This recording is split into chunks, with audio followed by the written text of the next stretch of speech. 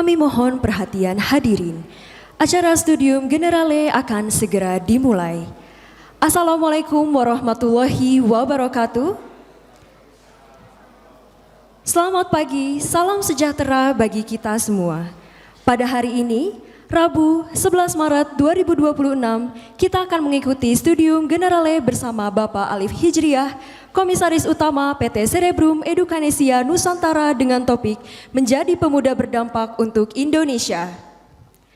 Acara hari ini akan diawali dengan menyanyikan lagu kebangsaan Indonesia Raya. Hadirin dimohon berdiri.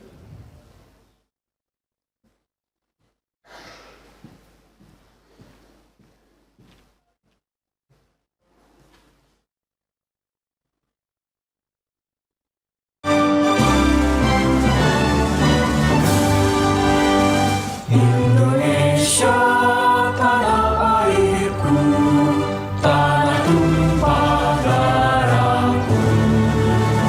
Di sanalah aku berdiri, jadi pandu ibuku. Indonesia kebangsaanku, bangsa dan tanah airku. Marilah kita bersatu, Indonesia bersatu. Hiduplah tanahku, hiduplah negeriku, bangsaku, rakyatku semuanya. Bangunlah jiwanya, bangunlah badannya untuk Indonesia Raya.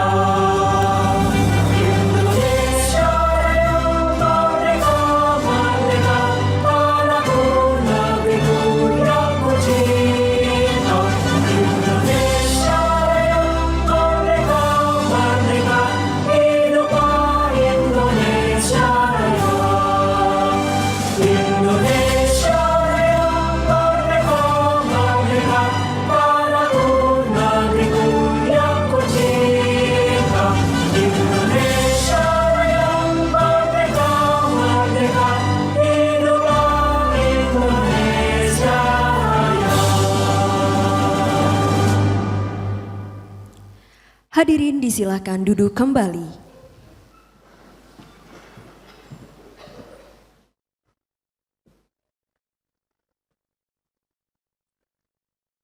Hadirin yang kami hormati, selanjutnya kita akan mengikuti penyampaian sambutan dari Direktur Kealumnian dan Pengembangan Karir ITB yang sekaligus akan membuka acara pada hari ini.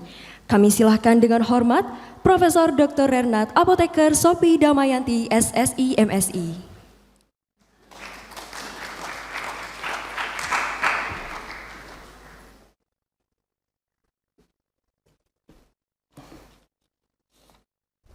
Baik, yang saya hormati Direktur Kemahasiswaan ITB, Prof. Insanu, Direktur Komunikasi dan Hubungan Masyarakat ITB, Bu Lala, para Kasubdit ya di Ditmawa dan Ditlumnir. Di sini ada Pak Radit dan Bu Pipit. Kemudian moderator ini Pak Intan Taufik, ini angkatan saya tahun 93 ya. Sudah lahir belum 93?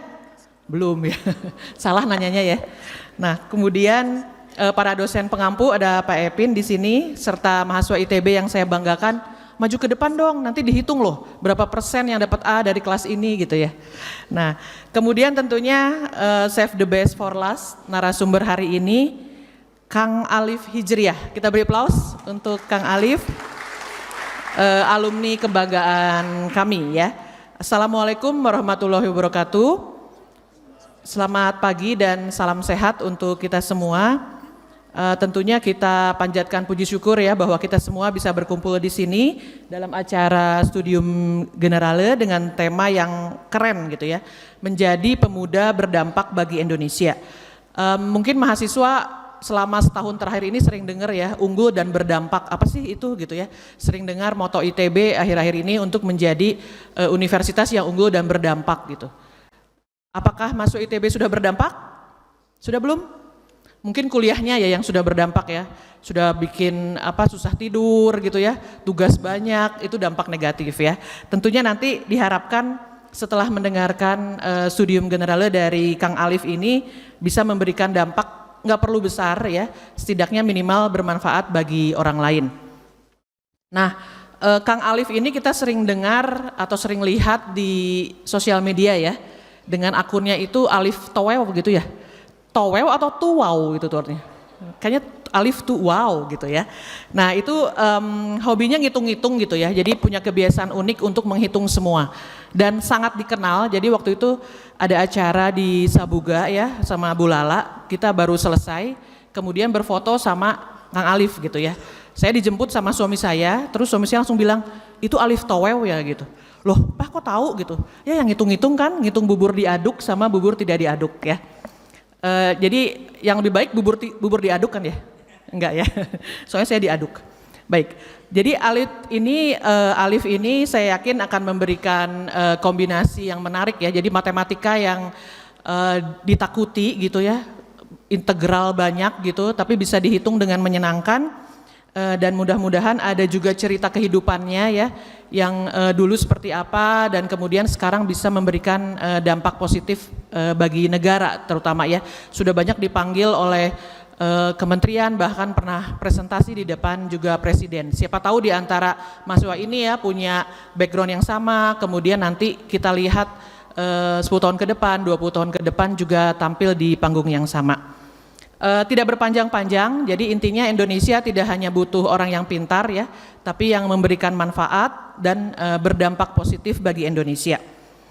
Akhir kata, terima kasih kepada tim Studium Generale semuanya ya, juga panitia nih yang di sebelah sini, kita beri aplaus dulu selama setiap minggu hari Rabu kesini ya untuk melayani semua mahasiswa. Sebaik-baik manusia tentunya yang bermanfaat. Terima kasih. Wassalamualaikum warahmatullahi wabarakatuh. Harus membuka secara resmi ya? Oh ya udah baik. Dengan ini saya buka secara resmi Studium Generale hari ini.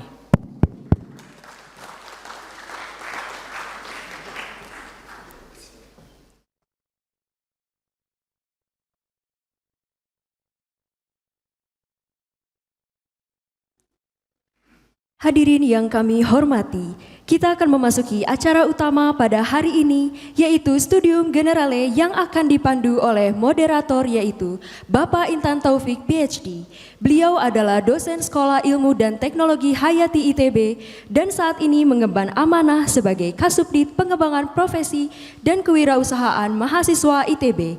Kepada Bapak Intan Taufik PhD, kami silakan.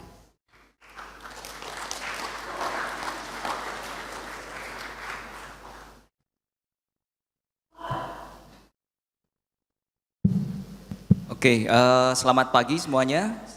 Selamat pagi nih yang di Ganesha. Selamat pagi. Selamat pagi juga buat teman-teman yang ada di Jatinangor tentunya dan juga di Cirebon. Sebelum kita mulai, saya pengen semua mahasiswa untuk berdiri dulu. Bisa berdiri? Berdiri. Nah ini biar darahnya bergerak ya. Nah, terus boleh pegang tasnya. Pegang tasnya. Nah, silakan maju ke depan. Ayo ke depan. Ayo ke depan. Ayo silakan ke depan. Biar kelihatan bahwa ternyata kita banyak. Come on. Ayo teman-teman. Yang ujung sebelah kiri. Ayo ke depan. Please. Di depan masih kosong nggak apa-apa. Ayo. Anak ITB itu berani untuk menunjukkan dirinya siapa. Ya, kita berani karena kita benar. Ayo silakan. Silakan teman-teman yang di belakang ke depan. Ayo. Baik. Sambil ke depan kita mulai hari ini. Hari ini kita didatangi oleh salah satu alumni kebanggaan kita. Ini angkatan 2014 dulu ya ketika masuknya. Kemudian juga hari ini mungkin teman-teman masih lemes karena tadi pagi ada yang tadi pagi nggak sahur. 1, 2, ternyata banyak ya. 3, oke. Kita berdoa semoga puasa kita hari ini berjalan lancar. Ya, amin. Dan juga selain lancar puasanya, tapi juga ketika kita datang ke ruangan ini, kita mendapatkan sesuatu untuk dibawa pulang. sesuatu yang menjadi pelajaran. Baik, tidak menunggu lebih lama lagi, mungkin saya panggil dulu ke depan pembicara kita hari ini, Kang Alif. Mangga ke depan. Kasih oplos. Nah, saya perkenalkan terlebih dahulu Kang Alif ini, mangga cali heula Kang. Nah, udah tahu tadi angkatan 2014. Sekolahnya di matematika, cum laude, terus fast track gitu ya. Dengan awalan beliau itu, kalau saya pengen fokusnya ke yang pengalaman profesional ya, konten kreator di bawahnya. Bahwa dengan kesukaan kita, apa yang kita dalami, kita sebarluaskan. Tadi Bu Sofi berkata berdampak ya. Ketika kita memang bersungguh-sungguh ya untuk memberikan dampak, levelnya naik tuh. Direktur, komisaris utama, dan sekarang ketika orang tahu bahwa yang diceritakan di bawahnya itu berdampak benar, maka sekarang sudah menjadi tenaga ahli analisis matematika. Ya, kita tepuk tangan. Kemudian juga tenaga ahli di ekonomi. Tadi juga saya dibisikin, hari ini beliau nggak bisa lama-lama. Harusnya kita sampai jam 11 ya. Tapi jam 10.30 kayaknya harus diselesaikan karena Kang Alif ini dipanggil ke Jakarta. Ya. Dipanggil ke Jakarta, ya mudah-mudahan apa yang nanti Kang Alif bawa ke Jakarta itu bisa membawa dampak dan perubahan untuk Indonesia yang kita perjuangkan bersama. Ya, amin. Baik, tanpa panjang lebar, saya persilahkan Kang Alif untuk memulai ceritanya. Silakan Kang. Ya, di sana berarti Pak. Ya.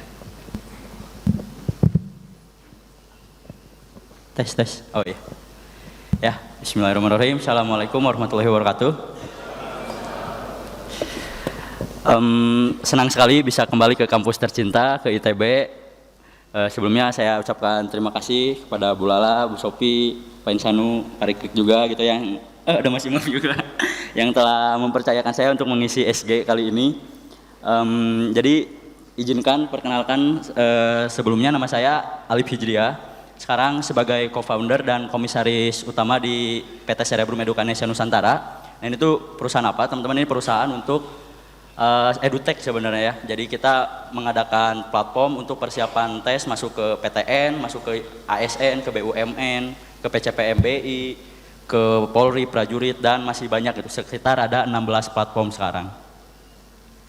Nah, sekarang alhamdulillah platform kita sudah digunakan lebih dari 3,5 juta user di seluruh Indonesia sejak tahun 2018. Dan ada 30 tim yang bekerja di PT Cerebrum. Lokasinya Cerebrum ini ada di Banjaran, teman-teman. Jadi kalau teman-teman mau ke Pangalengan, keluar dari Tol Soreang, nah pasti ngelewatin Banjaran. Nah, kita kantornya ada di sana. Dengan sekarang total divisinya ada 4. Nah, kemudian aplikasi kita juga selalu jadi trending nomor 1 di Play Store dan di App Store gitu ya. Kayak jadi BUMN ini ke-1, jadi ASN pun ke-1 gitu ya, bahkan mengalahkan Google Classroom, Brainly dan lain-lain gitu ya. Tapi ketika udah nggak momentum turun lagi gitu ya. Tapi seenggaknya pernah mengalahkan inilah ya Google Classroom dan lain-lain gitu. Kemudian, nah saya juga aktif di media sosial dan dikenal sebagai namanya Alif Tongeo ya. Ada ceritanya, nanti saya ceritakan ya. Jadi di sana saya ngebahas tentang tadi yang kata Pak Intan itu tentang matematika, tentang fisika, kadang-kadang ekonomi juga gitu ya dalam kehidupan sehari-hari. Ya intinya saya ingin memberikan edukasi lah bahwa matematika tuh ternyata sedekat ini gitu dengan kehidupan kita tuh. Jadi konten-kontennya pun tentang kehidupan sehari, kayak saya pernah ngitung ada berapa sih bubuk kopi dalam satu saset kapal api gitu ya. Saya pernah hitung itu. Kemudian tadi yang kata Bu Sofi, bubur itu enak diaduk atau enggak sih secara fisika, atau kayak Tom and Jerry, dan ini contoh-contohnya gitu ya. Enggak bisa ya? Ah ya nih. Yang sebenarnya bubur itu enak diaduk atau nggak diaduk sih? Yuk kita buktikan secara fisika dan matematika. Masa ya? Di sini kita gunain kondisi panas. Nah, di sini saya jelaskan tentang kondisi panas itu ya. Teman-teman kalau pengen lengkapnya bisa kunjungi IG saya aja ya. Nggak diaduk. Atau kadang-kadang saya juga ngitung ini ada orang masak mie tapi airnya full sekatel gitu. Nah saya coba ngitung kapan sih matangnya pakai integral lipat 3 gitu ya di sini. Jadi saya ingin ngejelasin aja gitu, kan orang banyak bertanya ngapain sih kita belajar integral, belajar trigonometri. Nah ini saya pengen jelasin tuh ini fungsinya gitu ya buat apapun tuh bisa dimodelkan gitu secara matematis. Nah di sini kita bisa ngitung volume katel ini pakai integral lipat 3 gitu kan.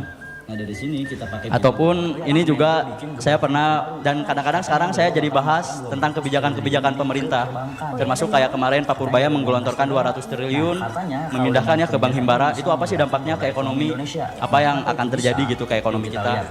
Nah ini ramai ya sampai hampir 10 juta view-nya.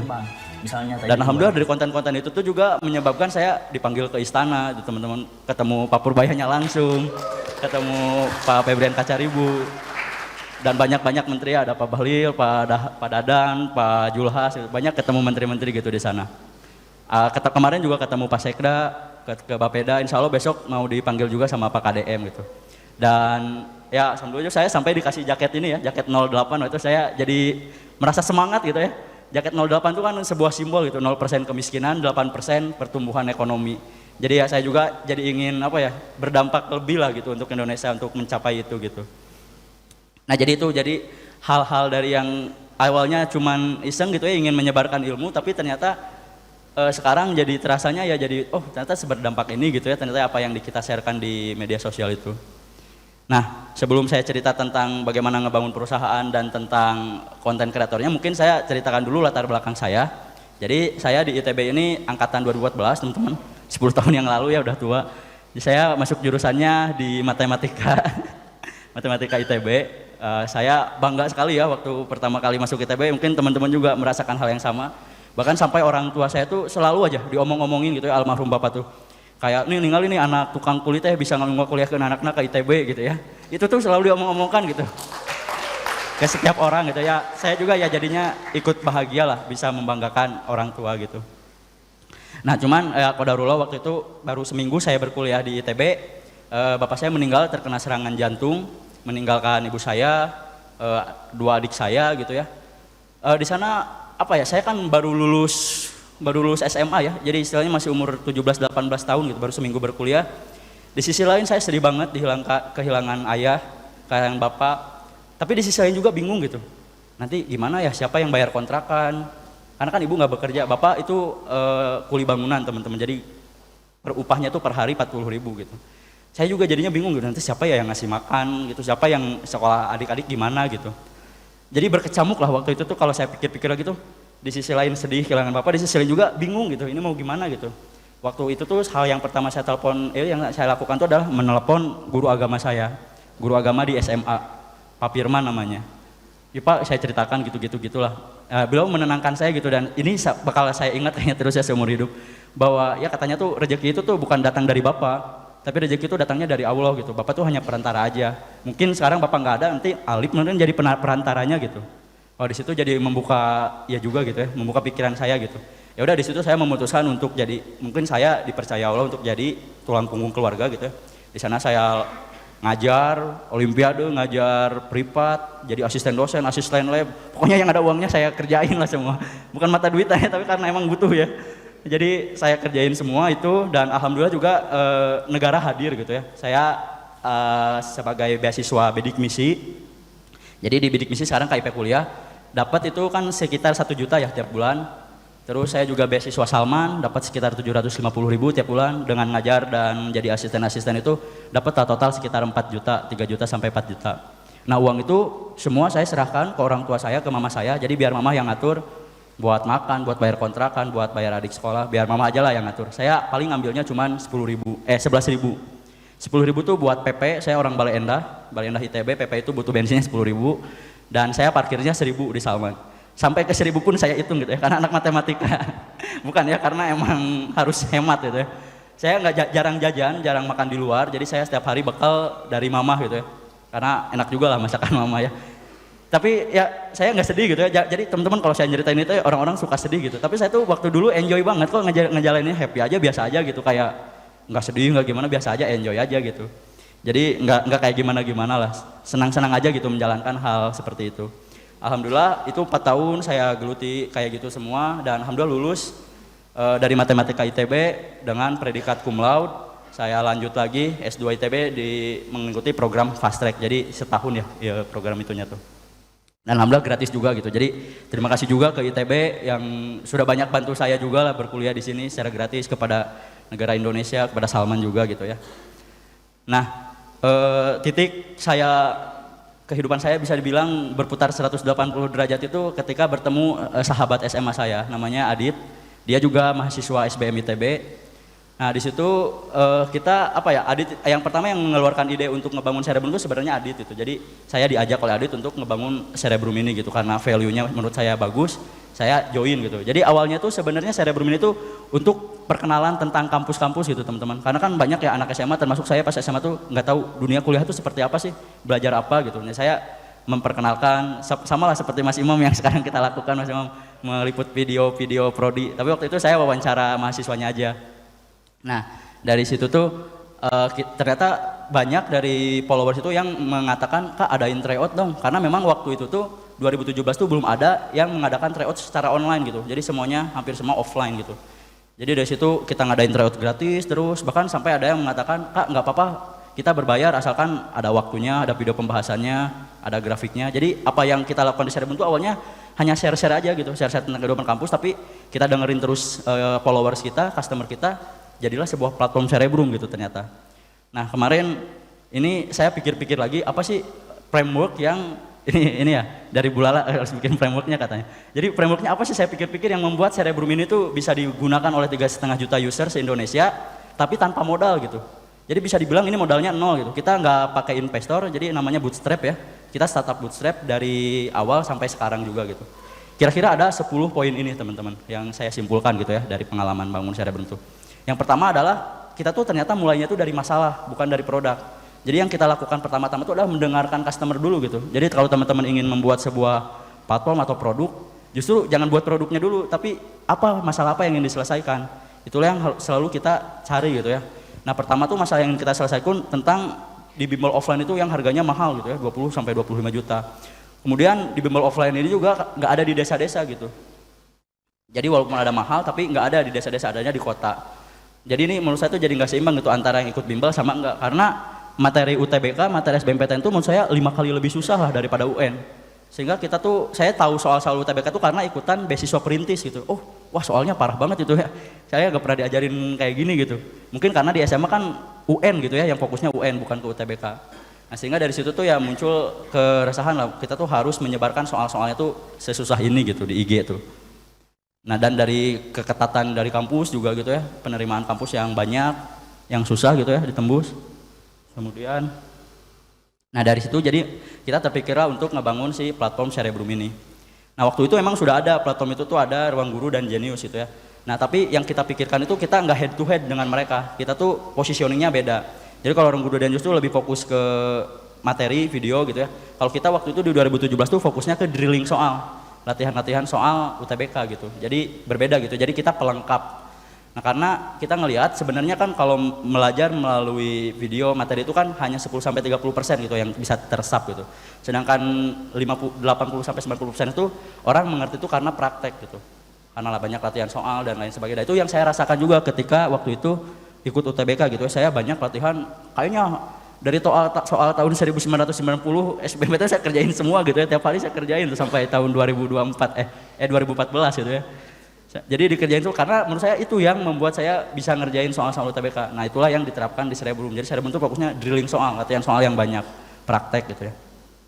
Dan masalah yang ingin kita hadapi juga ini, tryout kayak offline itu kan harganya 50.000 sampai 70.000 mahal gitu ya. Belum kita tuh perlu harus ke sana, biaya transport, biaya makan, belum mager juga gitu ya.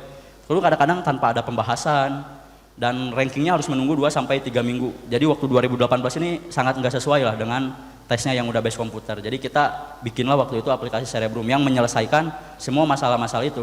Tryoutnya ada waktunya, hasilnya nggak usah nunggu langsung keluar. Kemudian ada video pembahasan, ada analisis grafik tryoutnya dan lain-lain gitu. Dan alhamdulillah banyak yang suka gitu ya dengan ratingnya kita 4,7 dan yang udah download udah sekitar 500.000 gitu ya untuk aplikasi Cerebrum. Nah jadi itu yang pertama frameworknya adalah kita bangun sebuah karya itu harus dari masalah dulu, apa masalah yang ingin kita selesaikan. Nah kemudian yang kedua adalah dari ini Blue Ocean strategi. Jadi setelah saya baca-baca lagi ternyata Cerebrum itu Blue Ocean strategi. Kenapa? Karena kita pilih itu platform itu yang berbeda gitu positioningnya. Kalau kita misalnya waktu itu sama mikirnya mau head to head dengan Ruang Guru dan Genius, yang dimana mereka kan udah investornya banyak gitu ya. Sedangkan kita kan belum ada investor sama sekali, belum ada uangnya.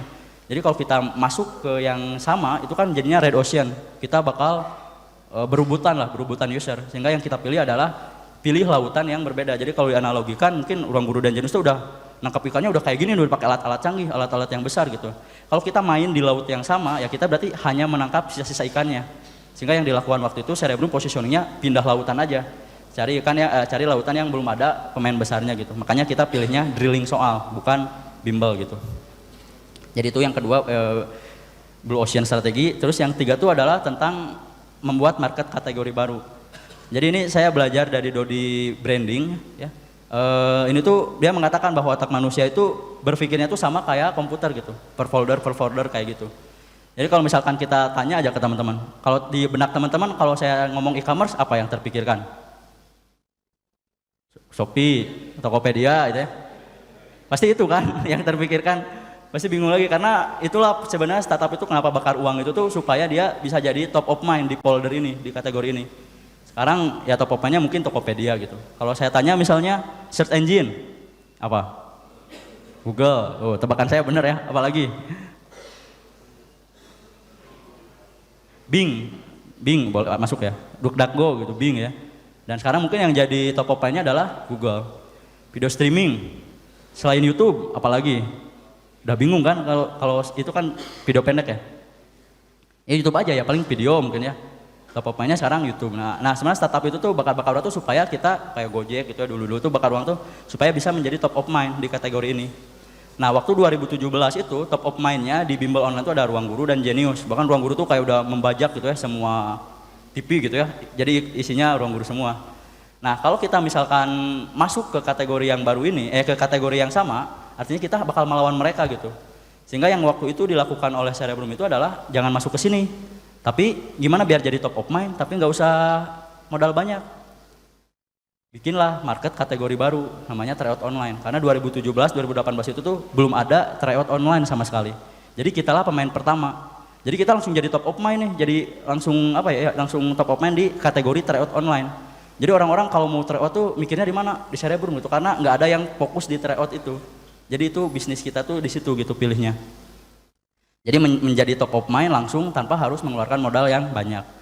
Dan di sini apa keenakannya menjadi top of mind? Kita produknya seburuk apapun tuh karena kita satu-satunya ya kita dicari gitu. Makanya awal-awal itu tuh kita karena saya bukan dari IT, Adit juga bukan dari IT, kita mengadakan tryout online-nya itu di Google Form awal-awal tuh teman-teman. Jadi di Google Form kita adain tryout. Itu 4 bulan kita terus mengadakan tryout konsisten setiap hari. Jadi Senin sampai Jumat 10 soal. Nanti Sabtu Minggunya baru tryout besar. Dan itu diikutinya 6.000 orang gitu. Sampai Google Form-nya juga nge-lag gitu ya. Sampai kita bisa nge-lagin Google gitu. Karena saking banyaknya gitu, saking dibutuhkannya. Udah mah dibutuhkan tapi nggak ada yang menyediakan. Cuman kita satu-satunya waktu 2017 itu. Sehingga di situ ramai sekali. Dan dalam 4 bulan ya IG kita jadi tumbuh udah 100.000. YouTube kita juga tumbuh 100.000 dalam waktu 4 bulan. Nah di situ kita dengerin lagi customer juga gitu ya. Dan terus yang selanjutnya adalah tentang target dan ukuran market. Nah ini juga kita harus pastikan bahwa market kita juga besar gitu. Karena bisnis ini capek gitu ya, mau kecil mau besar sama-sama capeknya. Sehingga kita pastikan dulu target market kita ada berapa orang. Kalau Cerebrum itu ada sekitar 1 juta orang ya. Terus yang kelima adalah ya kita awal-awalnya kalau mau bangun suatu platform itu kita harus bikin kolamnya. Kita mau ngumpulin orangnya di mana gitu. Karena waktu itu saya nggak bisa bikin aplikasi, nggak bisa bikin website gitu ya. Ya pilihlah yang paling termurah yaitu di IG. Jadi kita apa-apa tuh infonya di IG dan kita jadinya lebih dekat juga gitu. Nah enaknya zaman sekarang tuh kan jadinya dekat dengan customer itu sangat mudah. Tinggal baca DM-nya, baca komennya, apa sih keresahan mereka, apa sih masalah mereka tuh. Kita solusikanlah dengan sebuah karya kita gitu. Waktu itu kan kita hanya share-share tentang kehidupan kampus, ternyata mereka tuh butuh latihan soal online. Oh itu belum ada ternyata. Kita bikin, walaupun bikin di Google Form ternyata rame banget. Sampai mereka jadi nanya gitu, Kak adainlah yang berbayar, tapi asalkan dia ada video pembahasannya, ada analisis grafiknya. Nah kita coba adain itu gitu. Jadi awalnya ya kita hanya mendengarkan dari user-user kita aja. Ini next aja lah ya. Next, nah ini akun-akun kita. Nah sehingga waktu itu ya udah kita coba aja persiapan untuk monetasi. Nah jadi ceritanya tuh monetasi itu dimulai ya dari mereka, dari user juga. Karena mereka banyak yang pengen kebutuhan akan aplikasi dengan fitur-fitur yang kayak gitu, ya kita coba cari vendor gitu ya. Siapa sih yang bisa bikinin aplikasi? Walaupun kita nggak ada uangnya kan, masih gratis-gratis terus TO selama 4 bulan itu. Gratis-gratis itu, tapi kita bikin apa sih solusinya keresahan mereka tuh. Mereka pengen ada waktu, pengen ada video pembahasan, pengen ada analisis grafik. Banyak lah fitur-fiturnya kita coba deliver ke mereka. Dan mereka ya menyanggupi gitu ya, dengan harga tertentu lah gitu. Kita coba buka PO waktu itu, coba bikin PO gitu ya. Ada berapa orang kira-kira yang mau membayar dengan fitur-fitur seperti ini. Kita tampilkan di IG prototipenya seperti ini. Dan ternyata kita jual harganya juga dengan murah gitu ya. Karena kan tadi tujuan kita kan ingin ngebantu juga gitu ya. Jadi harganya tuh murah banget, cuma 30.000 untuk 50 kali tryout. Jadi sekali tryout cuma 600 rupiah gitu ya. Sedangkan tadi kan tryout offline 50.000 sekali gitu. Kita mah lebih murah dari bayar parkir gitu ya, 600 rupiah. Dan ternyata pesertanya yang bayar itu ngebeludak gitu ya, 3.300 peserta. Dikali 30.000 dapat 100 juta lah waktu itu. Masih saya itu kondisi waktu tingkat 4. Jadi tingkat 4 saya masih TA sambil ambil mata kuliah S2 karena fast track. Sambil ngerjain ini gitu ya, soal-soal ini. Wah kaget juga gitu ya dengan kondisi keuangan saya yang kemarin kayak gitu. Dapat 100 juta kaget banget gitu ya. Tapi uang ini enggak kita langsung poya-poya gitu ya, beli mobil, beli motor enggak. Kita putarkan lagi ke produk. Kan kita udah janji bikin aplikasi ya. Ya uangnya dibikinin aplikasi karena mahal banget bikin aplikasi tuh. Kita bikin aplikasi. Nah ini hasil monetisasinya kita bikin aplikasi, kita ngontrak kantor. Kantor kita tuh dulu ada 3 di Tubagus Ismail karena biar deket ITB ya, saya masih kuliah. Kemudian di Jalan Gagak, sama satu lagi di Ujung Berung biar dekat rumah Adit. Adit di Ujung Berung soalnya waktu itu. Jadi ya kita rekrut guru, kita perbaiki video-video materi kita bangun aplikasinya. Dan ya alhamdulillah bertahanlah sampai sekarang, sampai kita punya kantor sendiri gitu ya. Sampai sekarang ada 30 tim dan 4 divisi gitu. Nah kayak gitu. Jadi kita rekrut juga tim yang bagus-bagus juga gitu ya supaya ngebantu. Ya. Dan cara di Cerebrum itu sebenarnya kalau kita udah tahu cara kesuksesannya, kalau teman-teman misalnya teman-teman ada kesuksesan gitu ya ini. Nah itu tuh kalau bisa tuh teman-teman analisis apa sih yang membuat suksesnya tuh. Jadi buatlah sebuah DNA kesuksesan. Nah kalau udah ada DNA kesuksesannya tuh tinggal di copy paste aja. Itu yang kita lakukan. Oh Cerebrum tuh suksesnya kayak gini. Kita copy paste di jadi ASN, kita copy paste di jadi BUMN. Kita copy paste semua ke 16 aplikasi yang lainnya dan work juga gitu teman-teman. Bahkan jadi ASN ini tuh persiapan masuk ASN tuh marketnya 6 juta, 6 kali lipat lebih banyak dari Cerebrum gitu. Dan hasilnya juga lebih banyak dari Cerebrum gitu ya. Jadi ya kita tinggal duplikat aja, kita kasih benefit dulu ke mereka. Gini nih TO-nya gratis, di ASN awalnya sama. Kasih TO gratis dulu. Karena sekarang kita udah punya tim IT, TO gratisnya nggak di Google Platform lagi, nggak ada di Google Form lagi, langsung di aplikasi, kan udah punya tim IT. Gratisin dulu aja semua selama sebulan. Mereka udah kecanduan gitu ya, berbayar. Karena kan emang kita harus apa ya, kalau biar sustain perusahaan kan emang harus ada uangnya ya, nggak bisa gratis semua gitu. Dan alhamdulillah work lah semua di 16 aplikasi semua udah pecah telur gitu. Nah kalau udah jadi kayak gini ya kita tinggal buat sistem gitu, buatlah jadi autopilot, kita bikin Cerebrum Center. Jadi semua sekarang antar divisi itu ngerjainnya di Cerebrum Center. Karena kita tim IT ya, kita bikin OKR, tiap divisi itu harus ada OKR-nya, setahun kamu harus ngerjain mencapai 3 hal gitu ya setiap divisi itu. Nah nanti dikaitkan dengan bonus gitu ya, kalau kecapai targetnya dapat bonus, kalau enggak dapat bonus. Jadi semangat mereka juga. Jadi gitu kalau udah berhasil teman-teman buat sistem buat biar jadi otomatis gitu ya, supaya kita bisa ngerjain hal-hal yang lain lagi. Nah ini kegiatan-kegiatan kita di kantor. Karena kita online ya kita bisa kerja di mana aja, kita pernah WFC sekantor. Hari Rabu tuh kita biasanya sebulan sekali tuh nonton ke bioskop, langsung sekantor barengan gitu ya. Dan ya gitulah rame lah. Ya karena kita juga jangan ngejar target doang gitu. Penting mah target tercapai, semua bahagia tapi kan. Dan ya kita gimana bisa bertahan terus di era yang semakin banyak juga gitu ya persaingan ini ya, caranya kita berinovasi terus dan gimana supaya jadi top of mind terus gitu ya. Sehingga kita mengembangkan fitur-fitur lain kayak misalnya, dan selalu nanya ke customer juga teman-teman. Mereka tuh butuh apa? Oh saya tuh butuh pengen soal yang sama tapi ganti angka, ya kita bikin AI ini ya, AI substitute question. Kemudian mereka pingin belajarnya lebih personalis karena orang-orang kan pengen tuh ada yang belajar tuh ini dulu apa dulu gitu. Nah itu bisa dilakukan oleh AI. Oh jadi serba AI lah sekarang fitur-fiturnya gitu ya. Karena emang AI itu ngebantu kita belajar lebih personalis juga gitu. Dan ya alhamdulillah perusahaan terus bertumbuh juga dan selalu bermimpi teman-teman menurut saya. Kita nggak tahu kapan gitu ini kecapai, tapi menurut saya mimpi itu harus ditulis dan buat sevisual mungkin, senyata mungkin. Ini mimpi kita pengen bangun Cerebrum Tower gitu. Kita nggak tahu ini di mana tanahnya juga belum ada gitu ya, belum tahu di mana tanahnya. Tapi ya kita mimpi dulu aja, mimpi kita pengen ada 15 lantai gitu ya.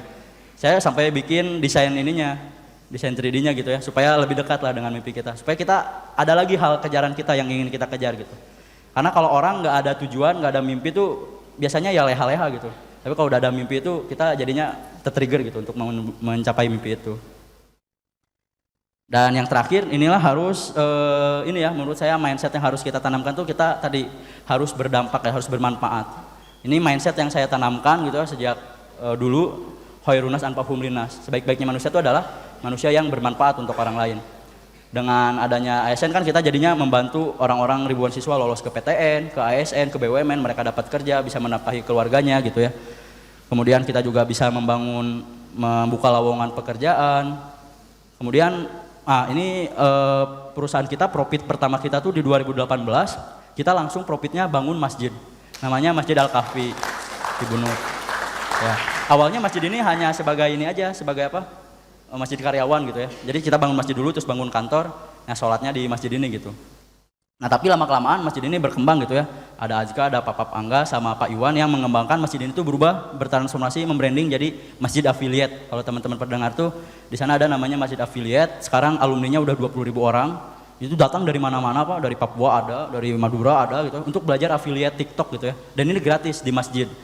Sekarang udah 32 angkatan, jadi banyak gitu ya, bahkan penghasilannya tuh nggak main-main Pak. Kalau kita lihat gitu, penghasilannya tuh kita total semua affiliate itu bisa sampai 17M gitu ya, penjualan 24M, ini bulan apa nih? Bulan bulan Februari, komisinya sampai 1,7M gitu ya. Itu dari total ini ya, total yang ada kita bina gitu, total yang di masjid, yang dibina oleh masjid gitu, masjid affiliate. Jadi yang asalnya mereka nggak punya penghasilan, sekarang jadi punya penghasilan, bahkan besar-besar gitu, ada yang puluhan juta per bulannya tuh. Jadi itu kita pengen apa ya, masjid itu bukan tempat ibadah doang gitu, tapi ini masjid juga bisa membuka peradaban baru gitu ya, tempat mencari solusi juga gitu masjid itu. Dan kita bangun yayasan juga, ada BMT Al-Kahfi itu kayak kooperasi ya, Baitul Mal wa Tanwil. Jadi di sana tuh banyak bank emok. Jadi kita pengen memberantas itu Bang Emo kita, jadi yang punya utang-utang kayak gitu tuh kita lunasin utangnya, mereka bayar ke kita tanpa bunga.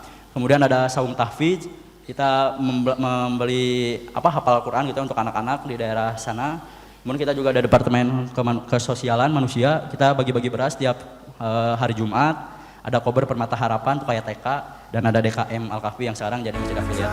Nah ini beberapa dokumentasi di masjid affiliate. Kita ngebangun setiap tahunnya ada KRB, sekarang lagi berlangsung Kampung Ramadan Bunut, karena kita di daerah Bunut namanya. Ini kita terinspirasi Jogokarian, jadi warga sekitar jualan di situ ya, jualan takjil. Alhamdulillah perputaran uang mereka tuh jadi 200 juta gitu di situ kalau ditotalin tuh. Jadi menumbuhkan ekonomi di daerah masyarakat sekitar. Kita juga bagi-bagi makanan gratis ya, makanan bergizi gratis juga gitu, sebanyak 200 setiap harinya selama bulan Ramadan gitu. Dan alhamdulillah kita bisa mengumroh bareng gitu bersama 12 tim Cerebrum kemarin bulan November. Kemudian ini mungkin pencapaian pribadi saya ya. Setelah Mama 40 tahun kontrak, alhamdulillah saya udah bisa membelikan Mama rumah 2 lantai dan mengumrohkan Mama juga gitu. Ya kebahagiaan tersendiri lah bisa membelikan orang tua seperti itu. Terus mungkin ini yang paling saya banggakan itu adalah perusahaan kita alhamdulillah sudah bayar pajak selama perusahaan berdiri 2M ya. Dan mungkin akan bertambah terus gitu ya setiap tahunnya. Konten dulu Mas. Ya, jadi perusahaan kita membayar pajaknya udah hampir 2M. Karena kenapa saya banggakan ini? Karena saya mahasiswa ITB yang sebenarnya bisa kuliah di ITB itu karena dibiayai oleh pajak masyarakat Indonesia gitu. Saya uang hitung ya, jadi saya hitung mungkin negara itu, rakyat Indonesia ngasih ke saya untuk biaya kuliah di ITB itu mungkin 120 juta selama 4 tahun itu. Alhamdulillah sekarang saya bisa balikin 20 kali lipat lebih banyak, dan mudah-mudahan pajak yang saya berikan ini juga bisa diterima menjadi KIP kuliah yang lainnya, diterima oleh mahasiswa yang seperti saya yang dulu pengen berkuliah tapi kekurangan biaya, dan mudah-mudahan mahasiswa itu tuh bisa menaikkan derajat keluarganya lah, sama seperti saya juga gitu. Jadi ya mudah-mudahan itu bisa bermanfaat untuk pajak yang kita berikan. Dan itu mindset saya tuh emang dari dulu tuh saya cari-cari 2016 itu tuh saya ternyata suka nulis ini Tumblr teman-teman, artikel di sini, blog. Di sini saya yang mengatakan gitu ya. Singkat cerita, alhamdulillah aku dapat berkuliah di ITB dengan bantuan beasiswa bidik misi yang aku sadari uang beasiswa ini adalah uang rakyat yang kuanggap ini sebagai hutang yang harus aku ganti. Saya nggak tahu gantinya kapan gitu ya sebenarnya waktu itu tuh. Tapi yang terpenting sekarang ini aku kuliah dulu aja yang benar, nanti karena aku dibayar oleh rakyat. Makanya saya cum laude itu kayaknya syarat wajib untuk beasiswaan karena itu pertanggungjawaban kita sebagai beasiswaan itu kita kuliahnya benar nggak, buktinya ya dengan cum laude itu gitu.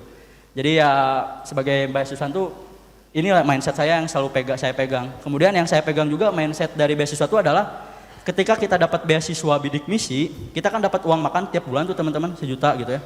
Ketika kita makan uang beasiswa ini tuh kan udah jadi daging, udah nempel, udah jadi darah. Ini serem banget sebenarnya dapat beasiswa tuh. Artinya kita tuh nggak bisa balikin lagi nih, saya udah beres kuliahnya, ini dagingnya gitu ya, udah jadi daging darah, udah nggak bisa dibalikin. Padahal ini uang umat gitu ya.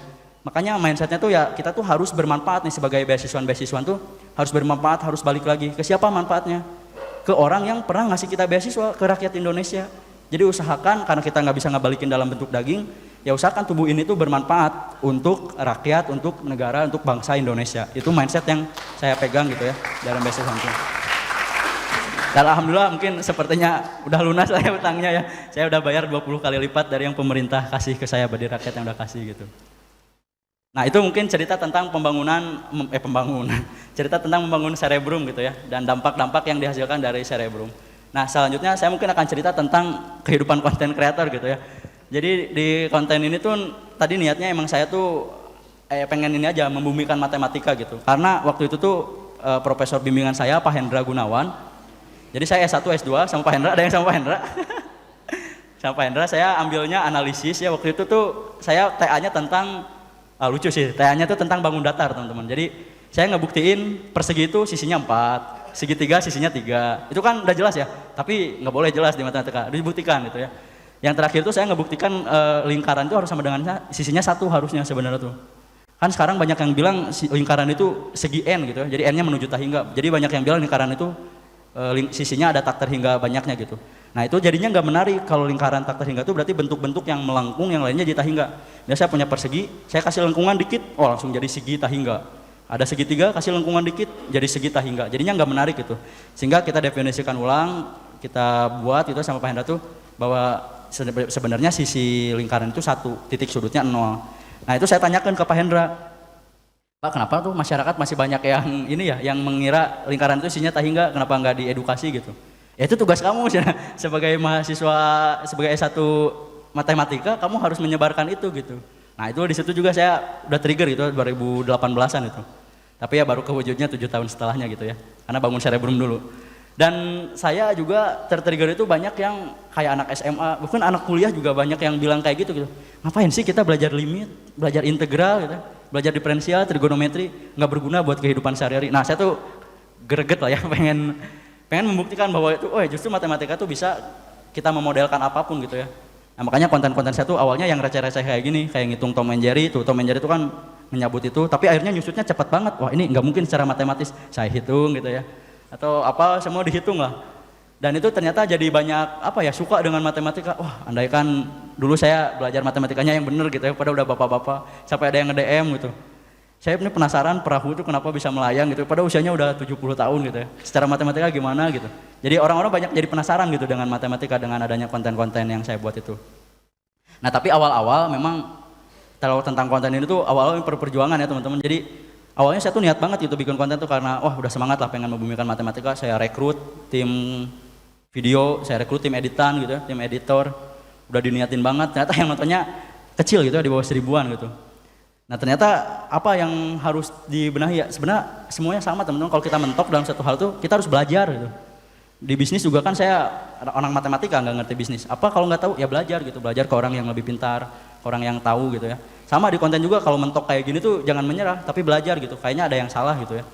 Jadi jangan ujug-ujug konsisten. Saya tuh orangnya kadang-kadang selalu konsisten aja, ngerjain konsisten gitu. Tapi kalau tiba-tiba nggak berhasil terus itu mungkin ada yang salah dengan konsisten kita, dan kita perlulah belajar gitu. Nah, belajarnya tuh kemana? Ya banyak ya, ke YouTube, kemana-mana. Termasuk saya ke Mas Imam juga belajar sih. Saya tuh suka analisis Mas Imam, Mas Rakil, Mas Vincent gitu, konten-kontennya tuh apa sih yang menyebabkan mereka tuh viral gitu, saya bedah gitu. ternyata ada yang satu menarik itu adalah di hook-nya. Jadi hook-nya tuh yang viral itu ada kata-kata ITB-nya teman-teman. Jadi ITB tuh nge-hook banget ternyata. Jadi konten saya tuh selanjutnya tuh yang ini nih, ada ITB-nya semua, lihat. Kayak POP, suami apa ya tuh?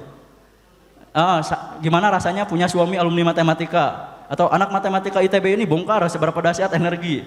Begini rasanya dimarahin, dinasehatin bapak yang alumni matematika ITB cum laude. Terus apa lagi? Anak matematika ITB bongkar algoritma rudal Iran itu. Ada ITB-nya tuh langsung ngehook banget gitu. Orang tuh jadi nonton sampai jutaan gitu. Wah, di sini ternyata benar gitu. Kalau udah dapat polanya, saya terapin ini semua. Saya pakai ITB selama 3 bulan sampai 4 bulan lah pinjam nama ITB. Sekarang udah enggak lagi ya. Nah, jadi kita harus ya belajar lah, terus konsistenin lagi. Jadi ternyata kita pelajari memang ITB tuh ngehook banget. Jadi buat teman-teman juga, ayo kita konten gitu ya teman-teman untuk mengedukasi teman-teman gitu. Saya di bidang matematikanya, yang lain misalnya di kimia, di fisika, di teknik pertambangan, di mana gitu. Karena ternyata orang-orang juga butuh edukasi-edukasi seperti ini gitu. Nanti ya kalau misalkan teman-teman memberikan manfaat yang dampak ya insya Allah itu bakal kebermanfaatan buat teman-teman juga bakal dirasakan nanti di masa depan gitu. Jadi seru banget nih kalau misalnya IG, TikTok isi-isinya tuh tentang edukasi semua gitu. Wah, keren banget itu. Makanya saya ngajak teman-teman nih untuk jadi entrepreneur, untuk jadi content creator juga, kita edukasi, kita turut mencerdaskan kehidupan bangsa gitu ya dengan ilmu yang kita punya gitu. Dan ya yang ini teori-teorinya lah ya. Sebenarnya ada 7 gitu ya yang kalau saya simpulkan itu. Jadi saya tuh selalu bikin DNA kesuksesan gitu. Di bisnis DNA kesuksesannya ini, di content creator DNA kesuksesannya apa gitu. Ada 7, cuman kayaknya bakal kelamaan ya. Jadi itu aja lah nanti lah mungkin di materi yang lainnya ya. Tentang konten kreator itu. Intinya ITB ngehook banget. Jadi selamat ini yang di ITB bakal ngehook nih kalau konten gitu teman-teman tuh. Nah, dan kadang-kadang juga sekarang dari asalnya matematika doang tentang kehidupan sehari-hari, tentang yang lucu-lucu gitu.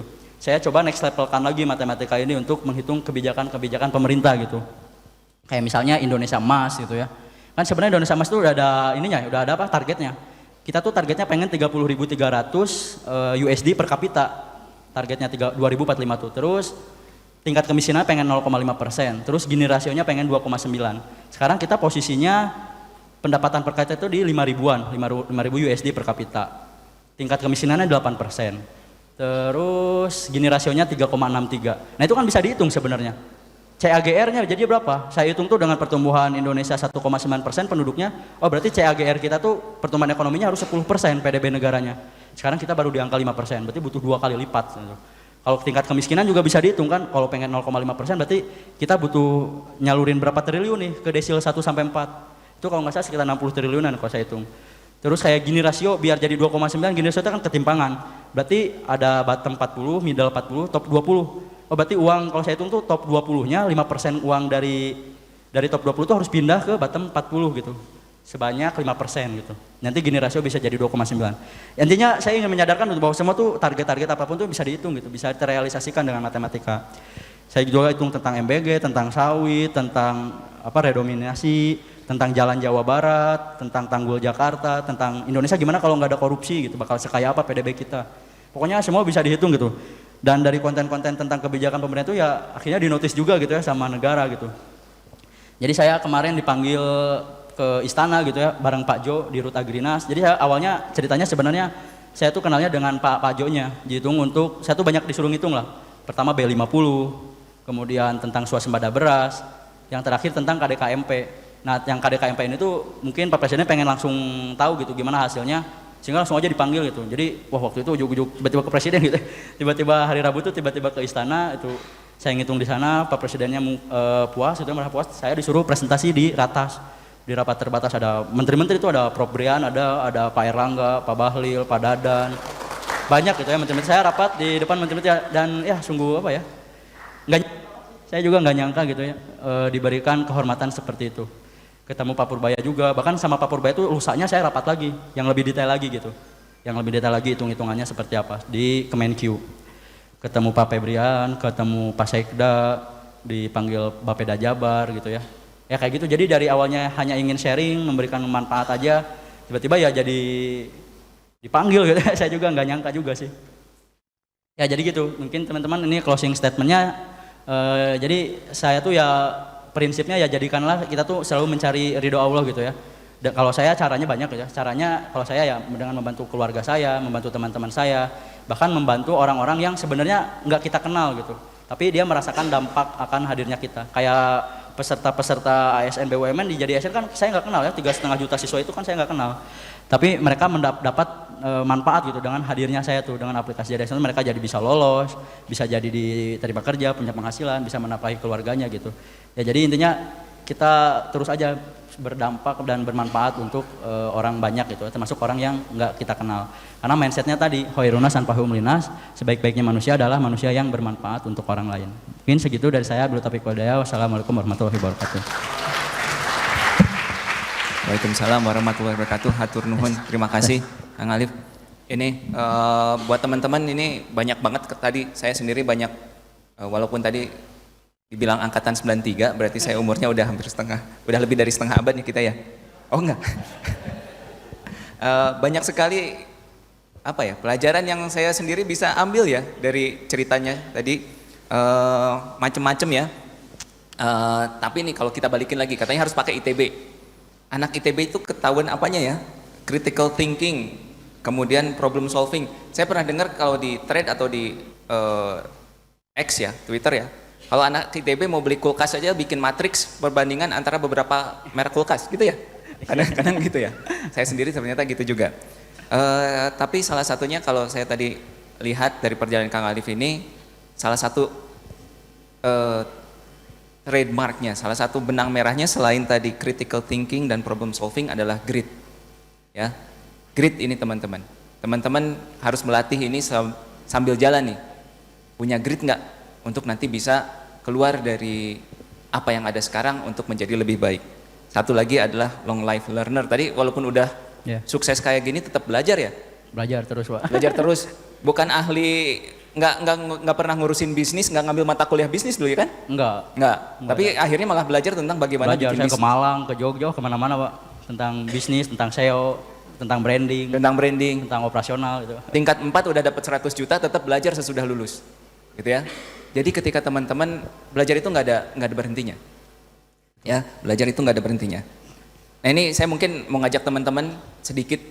Tadi kalau mimpi itu gratis, saya pengen tanya, coba tutup mata semua aja. Sekarang supaya nggak saling lirik-lirikan, tutup mata teman-teman mahasiswa, tutup mata. Saya akan tanya, 5 tahun yang akan datang, teman-teman ada di mana? 5 tahun 2031, saya ada di kota, saya ada di negara. Yang udah kebayang, acungkan tangan. Ada yang sudah kebayang? 2031 saya ada di... Belum ada yang ngacung ini? Ada? Ada yang masih di Bandung? Acungkan tangan. Ada yang 2005 tahun lagi masih di Bandung? Ini dosen-dosen pada di Bandung. Boleh buka matanya teman-teman? Yuk kita jawab, coba jawab ya. 5 tahun lagi, siapa saja yang masih di Bandung? Gak ada. 1 di depan, yang tinggi nggak apa-apa. Di belakang, cuma 1 yang di Bandung. Yang di Jakarta, nggak ada yang di Jakarta. Awas loh nanti kalau ketemu 2031 saya 1. Yang ada di Tokyo. Oh ada yang ngacung 3, 4 shopping. Yang ada di IKN. Belum. Kang Alif 5 tahun lagi ada di mana nih kira-kira? Aduh, nggak tahu saya juga. Tadi saya nggak ikut mikir Pak. Kayaknya tadi lagi ngebangun Cerebrum Center tadi ya, yang gedung Cerebrum Tower Pak. Cerebrum Amin. Tower, amin. Sebelahnya saya punya kebun kopi di sebelahnya nanti. Oke teman-teman, kita duduk aja Kang. Oh, siap. Siap. Nah ini tadi kenapa saya ngajak teman-teman mimpi ya? Buat teman-teman sebentar lagi kan akan lulus ya. Yang tingkat 3 nih tahun depan nih harus udah mikir. Ya.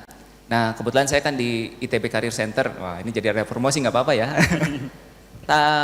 Sebelum wisudaan biasanya kita tiap April dan Oktober itu mengadakan titian karir terpadu. Ya, jadi untuk April nanti ada titian karir terpadu tanggal 10-11 April. Jadi seminggu sebelum wisudaan kita ada karir fair. Nah, mulai tahun ini juga di minggu itu buat para wisudawan itu ada pembekalan wisudawan. Ya, ada pembekalan wisudawan yang nantinya akan diberi, ada workshopnya, dan juga nanti teman-teman yang wisuda itu akan dikasih buku karir guidebook, gitu ya. Jadi ini salah satu upaya ITB untuk mempersiapkan lulusannya semakin berdampak lagi, gitu ya. Nah tentunya tadi teman-teman kalau mau berdampak harus sudah punya mimpi 5 tahun lagi akan ngapain. Nah, tadi dibalikin lagi dengan problem solving, ya, dengan Kang Alif tadi. Salah satu benang merah yang saya lihat adalah entrepreneurship. Entrepreneurship itu adalah problem solving ya teman-teman. Bukan berarti jadi businessman, ya, tapi problem solving. Dan tadi supaya kita bisa menjadi problem solver harus tahu problemnya dulu. Nomor 1 tadi dari apa tadi list apa ya tadi teh? Framework katanya. Framework. Ya. Dari framework untuk menjadi orang sukses dan berdampak, pertamanya adalah tahu masalahnya. Ya, jadi teman-teman selama di kampus latihan membuat biar tahu jadi masalah. Kalau tadi saya lihat ada hal yang saya catat ya tadi, ternyata aplikasi pengguna jadi ASN lebih besar daripada Cerebrum. Ya. Jadi masalahnya adalah lebih besar ketika sudah lulus kuliah dan mau masuk kerja daripada masuk kuliah. Benar ya? Benar nggak kalau saya ngambil kayak gitu? Berbanding lurus ya Pak. Berbanding lurus ya. Jadi ternyata masalahnya fenomenanya adalah masalah sesudah lulus kuliah mencari kerja itu lebih besar daripada masalah keterima di perkuliahan. Tapi kita yakin bahwa kita adalah anak ITB. Kita yakin bahwa masa depan kita cemerlang asalkan kita berusaha, gitu ya. Baik. Nah, sekarang kita masuk ke sesi tanya jawab. Sesi tanya jawab sebelum Akang satu kita ini yang kita banggakan ini harus ke Jakarta dipanggil menteri. Buka dulu 3 pertanyaan yang baru satu, nanti yang bertanya dapat bingkisan 2 dari Paragon 3. Oke, kita batasi dulu 3. Silakan maju ke mikrofon, sebutkan nama dan NIM. Oke, halo, perkenalkan Mas Alif. Nama saya Karis Kisunika dari NIM 135-22051 dari Teknik Informatika. Ada 2 pertanyaan yang ingin saya tanyakan ke Mas Alif. Yang pertama, apa sih yang menjadi penyesalan terbesar gitu saat develop Cerebrum, saat develop hal-hal lain itu? Dan kalau misalnya punya hindsight sekarang, setelah sudah mendevelop cukup lama kan, kayak apa yang akan Mas Alif lakukan gitu terhadap masalah tersebut? Lalu pertanyaan kedua, kalau misalnya ada mahasiswa yang mau menjalani langkah yang mirip seperti Mas Alif, yaitu mendevelop aplikasi, menyebarkan ilmu gitu, apa yang nasihat Mas Alif akan berikan agar mahasiswa itu bisa survive dan bahkan bisa thrive gitu di tengah persaingan yang semakin ketat gitu? Terima kasih. Oke, makasih. Pertanyaan kedua tadi Mbak yang dari sana, silakan. Nanti kita coba rangkum aja ya untuk sekaligus dijawab.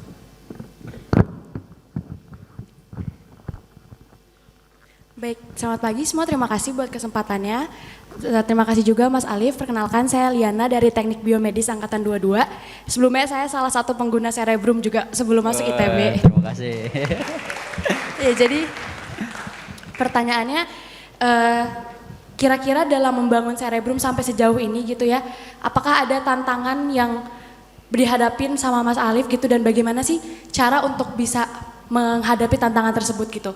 Terus pertanyaan yang kedua, pernah nggak sih Mas Alif ngalamin kalau misalnya istilah anak zaman sekarang tuh overthinking gitu, dan gimana gitu untuk kayak nyelesain hal-hal yang berkecamuk di kepala itu sendiri sampai bisa ngebangun Cerebrum sampai sejauh ini. Terima kasih. Oke, terima kasih. Tadi pertanyaan pertamanya mirip dengan pertanyaan pertama, yang kedua ya. Oke, pertanyaan ketiga tadi Mas, ya silakan. Silakan ke depan, sampaikan nama dan NIM. Oke, selamat pagi untuk Mas Alif dan terima kasih untuk kesempatannya. Perkenalkan, nama saya Mulyadi dari jurusan Fisika Angkatan 22. Jadi sebenarnya di sini penasaran aja sih, karena kan tadi Mas Alif bilang awalnya bikin Cerebrum ini diajak sama Mas Adit, temannya Mas Alif ya. Saya tuh penasaran aja sih kayak berdasarkan ide-ide saya kan saya juga sering kayak bilangnya ngajakin teman saya buat apalah gitu, kayak misalnya kita gini yuk, tapi tuh banyak yang kayak responnya tuh what if, kayak gimana kalau misalnya gini kan jadi nggak jadi gitu. Nah saya tuh bingungnya tuh kenapa Mas Alif tuh bisa dan kayak berani untuk memulai gitu, sementara banyak orang di zaman sekarang tuh kurang berani untuk memulai. Menurut Mas Alif kendalanya itu gimana dan solusinya seperti apa? Makasih. Baik, mungkin sambil mencoba memformulasikan jawabannya, saya ingin mengingatkan lagi buat teman-teman yang di Jatinangor maupun yang di Cirebon, sesudah ini kita akan memberikan kesempatan ke mereka untuk bertanya, tolong disiapkan juga pertanyaan-pertanyaannya. Mangga, Kang Alif. Tadi pertanyaan pertama tentang penyelesaian terbesar ya dalam hidup mungkin. Mungkin apa ya? Menurut saya sih ya saya belum bisa membahagiakan Bapak sih, Pak. Jadi kan keburu meninggal, saya kondisinya ya masih lulus SMA juga ya. Jadi Bapak ya belum bisa ngerasain lah apa yang telah saya capai sekarang gitu. Karena kan saya juga terbentuk seperti ini juga ya karena Bapak juga gitu ya. Mindset, nasihat-nasihat yang selalu Bapak tanamkan itu seperti itu gitu. Sehingga yang membentuk saya sampai sekarang juga ya dari Bapak, dari Mama gitu, dari orang tua. Nah mungkin ya kalau misalkan tadi kan kalau misalkan itu belum terjadi gitu ya. Ya menurut saya saran teman-teman ya segera teman-teman tuh harus sukses dengan sesegera mungkin gitu ya. Karena sebenarnya kita tuh lagi berjuang dengan waktu gitu. Kita tuh nggak tahu gitu orang tua tuh kapan dipanggilnya gitu ya. Jadi usahain ya secepat mungkin teman-teman sukses, bahagiakan orang tua gitu yang masih ada, terus bahagiakan gitu, karena kalau udah nggak ada ya udah hanya penyesalan aja gitu ya. Jadi kita ya udah mau gimana gitu ya, nggak bisa membahagiakan Bapak yang kayak gimana gitu. Saya belum sempat lah sampai di detik terakhir pun Bapak kan meninggalnya tuh lagi kerja ya di kuli bangunan itu tuh di toko material tuh pakai bajunya tuh baju yosan, baju warna kuning, terus pakai lepisnya juga udah belang-obleng gitu ya. Celananya tuh dipakein tali lapia gitu, jadi nggak punya ini ya, nggak punya sabuk, pakai tali lapia gitu. Ya sedih lah pas saya datang. Saya tuh posisinya waktu itu tuh lagi di kampus, saya jadi panitia Idul Adha, lagi bikin sap nih di Taman Cinta ini tuh. Tiba-tiba ditelepon dokter, nyampe ke IGD tuh ya ngelihat kondisi Bapak seperti itu gitu. Jadi penyesalan terbesar saya dalam hidup ya mungkin itu sih. Jadi saya belum bisa ngebahagiain Bapak gitu, terlalu lama gitu ya suksesnya gitu. Jadi ya itu sih mungkin penyelesaian terbesarnya. Terus tadi katanya tentang masalah ya, jadi gimana sih di dunia yang makin kompleks ini, makin banyak persaingan gitu. Apa yang harus kita tanamkan gitu ya. Menurut saya sih dua ya. Yang pertama tuh tadi kita harus belajar terus sebenarnya semua masalah itu gini mindsetnya teman-teman. Ketika kita mentok dalam satu masalah itu berpikirnya tuh pasti ini bukan saya doang yang merasakan masalah ini tuh, pasti orang lain tuh udah pernah ada gitu yang merasakan masalah ini. Sehingga kita tuh tinggal belajar ke orang yang pernah merasakan masalah ini, tinggal belajar aja ke orang itu gitu. Kita ikutin, praktek, konsistenkan, insya Allah selesai gitu masalahnya. Dan yang kedua tuh selalu dengarkan ke user kita gitu. Karena kan kalau kita ngebangun apapun, ini kan yang kita bangun tuh sebenarnya yang make kan bukan kita, user gitu. Jadi kita terus dengarkan aja gitu, apa sih keinginan user tuh sekarang, mau kayak gimana. Kita selalu survei gitu ya. Seminggu sekali kita masih melakukan survei gitu, apa sih sekarang yang jadi masalah di aplikasi, apa kebutuhan mereka apa gitu. Sehingga ya kita dengarkan aja, kita coba jadi produk, kita prototype, ada namanya lean startup ya. Jadi kita survei dulu masalahnya apa, kita coba bangun prototipenya, terus kita perbaiki prototipe itu, diulangi aja terus kayak gitu. Jadi menurut saya ya kalau dapat masalah ya dua itu, terus belajar, dan satunya lagi dengerin customer gitu, karena yang pakai produk kita ya customer kita, bukan kita. Ya kadang-kadang kita tuh terlalu ego gitu ya, oh saya mau bikin fitur ini gitu, ini udah pasti bagus gitu. Padahal ya belum tentu gitu itu dibutuhkan walaupun bagus, makanya mindsetnya harus customer centric gitu. Kemudian dari Liana ya tantangannya sama ya tadi ya, jawaban hampir mirip ya, tentang overthinking. Ya, ini juga overthinking, saya pernah ngalamin overthinking ya. Ya sama juga, saya juga waktu dulu kan bingung juga gitu ya dengan kondisi seperti ini gitu, Bapak nggak ada kan itu overthinking banget juga saya. Kan kuliah yang baru masuk gitu ya, ini wah overthinkingnya banyak juga gitu, gimana bayar kontrakan, gimana makan gitu ya. Tapi menurut saya mindsetnya tuh ya kita berjuang aja sih teman-teman, jadi masalahnya kan berarti di uang, jadi kita harus bisa problem solving gitu, berarti masalahnya kan semua di uang gitu ya, butuh bayar kontrakan, butuh bayar ini.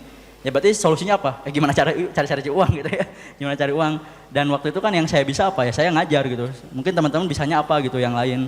Saya keahliannya kan di matematika gitu, di fisika gitu. Saya bisa ngajar itu gitu ya. Jadi ya udah pakai keahlian itu untuk menyelesaikan masalah. Jadi kalau overthinking itu coba teman-teman bedah dulu aja masalahnya apa. Masalahnya apa yang di overthinkingkan. Terus kira-kira solusinya apa. Ya solusi itu ya dikerjakan gitu. Kalau misalnya ada mentok di solusi itu, teman-teman ya belajar lagi gitu.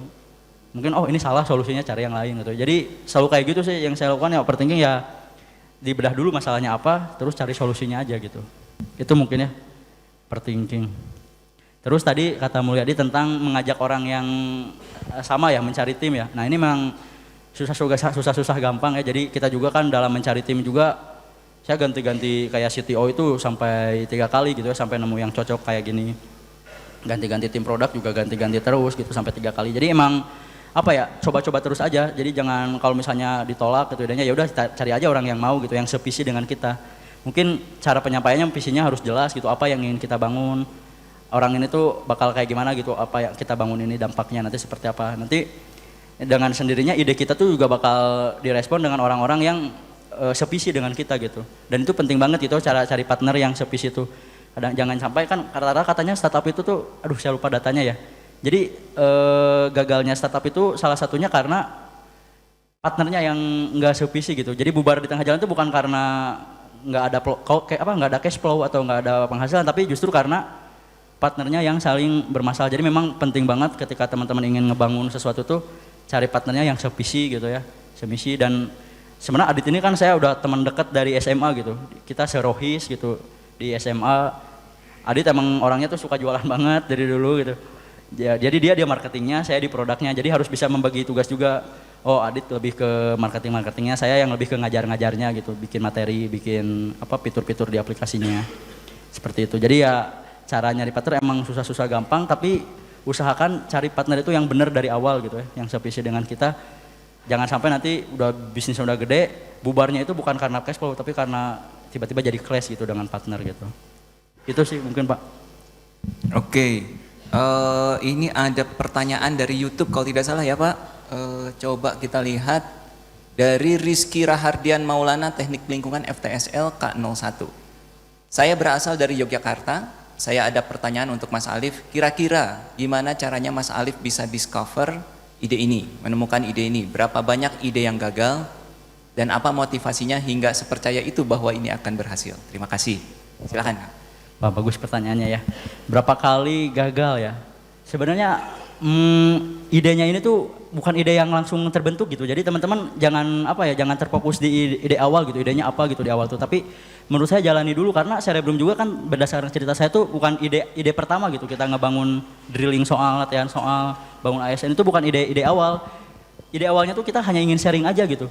Sharing tentang kehidupan di kampus gitu. Tadi yang saya ceritakan di ITB tuh kayak gimana sih dunia perkuliahannya. Saya fotoin gitu dunia dia lagi kuliah, foto papan tulis yang penuh banyak rumus itu. Banyak yang suka kan. Terus tuh ya dari situ tuh kita mendengar terus followers kita, Kak adain dong tryout gitu. Kak adain dong latihan soal, kita coba adain. Oh ternyata rame. Kita bikin tryoutnya konsisten gitu ya selama 4 bulan. Terus banyak juga yang nanyain, Kak ini dong tryoutnya pakai timer, pakai fitur, pakai itu. Jadi menurut saya tuh di awal tuh jangan terpaku di ide awal sih teman-teman. Jadi kita kalau punya ide ya jalanin dulu aja ide itu. Jangan nunggu sampai sempurna. Nah gitu. Betul, karena kan ada ininya ya, quotes-nya tuh apa? Better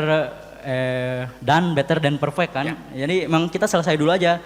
Dan memang karena apa ya, zaman sekarang juga kan customer tuh berubahnya cepat banget juga gitu. Kalau kita terlalu lama di ide-ide itu, ide kita udah jadi ini udah sempurna misalnya. Tiba-tiba customernya kan berubah lagi behaviornya. Kita harus buat lagi. Jadi menurut saya tuh jalanin aja teman-teman punya ide ini, jalanin, coba dites. Kan tadi ya dites dulu aja idenya. Jadi sebuah prototype, kalau rame ya berarti lanjutin, kalau enggak rame berarti coba belajar lagi dan perbaiki feedback dari customer. Intinya selalu dengarkan customer kita aja sih. Jadi ide awalnya digaskeun, jadi jangan banyak kepikiran lama-lama teman-teman, gaskeun dulu aja. Nanti kita perbaiki sambil jalan gitu. Ya, perbaiki sambil jalan dari mendengarkan customer dari kita gitu, dari mereka gitu. Itu mungkin sih Pak menurut saya. Jadi idenya ya banyak yang dicoba-coba, coba-coba terus itu. Jadi jangan takut untuk mencoba, gaskeun kalau bahasa Inggrisnya gitu ya. Gaskeun. Tadi juga ada yang mungkin yang ingin saya highlight lagi, kalau bahasa Sundanya itu nothing new under the sun. Itu bahasa Sunda tuh ya. Jadi nggak ada yang baru di bawah matahari itu. Jadi kita tinggal cari kalau misalnya kita ketemu masalah. Ya. Betul tadi. Oh ya, iya juga ya. Saya tadi makanya saya catat tuh. Ya mudah-mudahan teman-teman juga nyatet.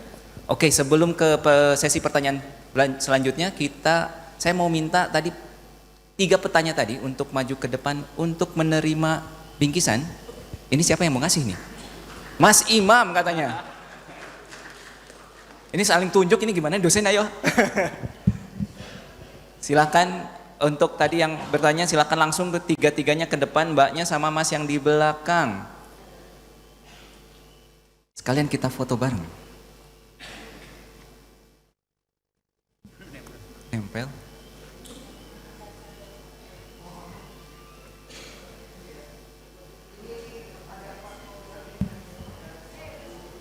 Oh iya, jangan tunjukin aja Bu, ini worth it banget banyak. Makanya nanti tanya ya.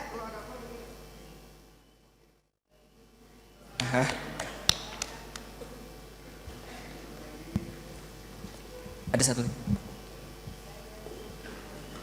Oke, thank you, terima kasih. Agak di tengah sedikit.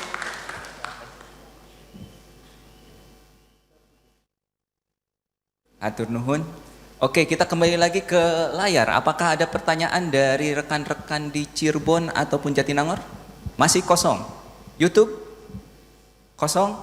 Oke, kita balik lagi ke sini. Apakah di ruangan ini masih ada pertanyaan? Silakan 1, 2, 3. Silakan Bapak dulu.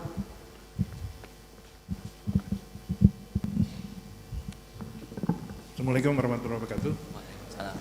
Nama saya Devi Aditya Warman, saya mahasiswa S3 SBM ITB dengan nomor 390240034. Ini menarik, saya mengikuti juga Instagram dan YouTube-nya Mas Alif.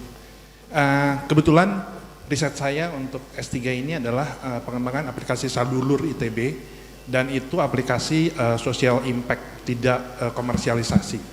Dilihat tadi aplikasi Mas Alif ini berangkat dari tidak komersial dulu, punya segi sosial yang tinggi, lalu berubah menjadi komersial dan malah bertambah jadi 16 aplikasi. Seperti halnya Gojek dulu juga sama, ketika komersialisasi malah sekarang dijual keluar dan ada asymmetric power yang saya lihat, di mana abang Gojeknya sekarang mulai banyak dirugikan. Nah, ke depan untuk aplikasi Mas Alif, kalau nanti komersialisasinya bagus atau dibeli, ada investor besar, apa faktor yang ngerem supaya sisi sosialnya tetap ada, bukan hanya komersialisasi? Terima kasih. Terima kasih, ini pertanyaannya berat ini. Tapi saya yakin sudah dihitung jawabannya. Oke, silakan, tadi ada penanya kedua dan ketiga, silakan kedua. Nanti yang ketiga ya, silakan Mbak.